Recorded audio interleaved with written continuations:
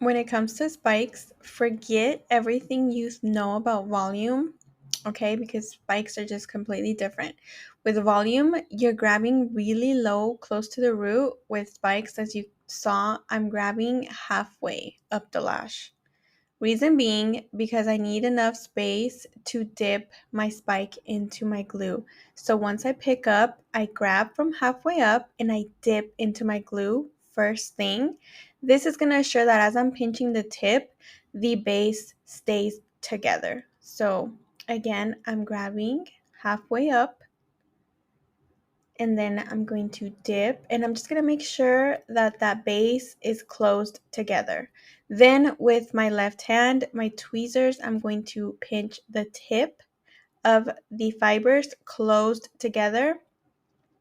And as I'm closing those tips up with my tweezers, I'm releasing the grip in my right hand. So dip it, pinch the tip of the fibers with the tip of my tweezers, tip to tip, and I'm just releasing and re-grabbing, releasing and re-grabbing.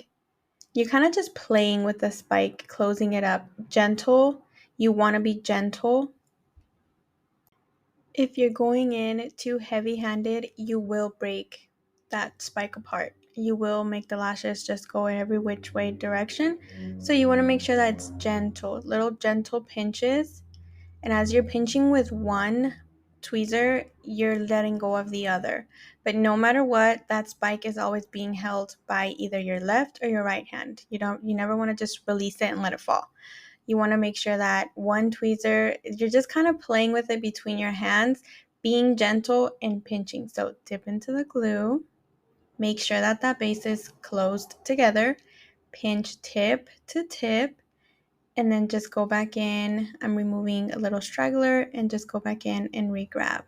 And then you can always use your glue ring to your advantage to help you close up the base if the base starts opening up, which happens a lot.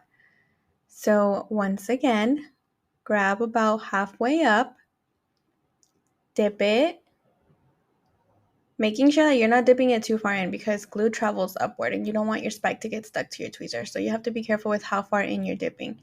Pinch tip to tip, re-grab, re-grab, and there you go. If it happens where you let go, you go to place and it opens up on you, you just have to make sure that you stop pinching when you see the spike completely closed up.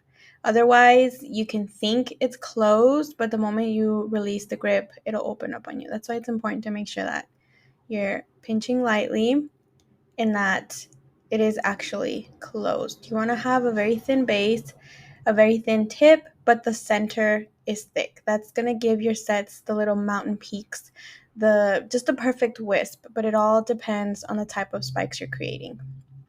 So again, you're going to grab halfway, dip it into the glue. I would say just like a millimeter or two, careful not to go too deep in there.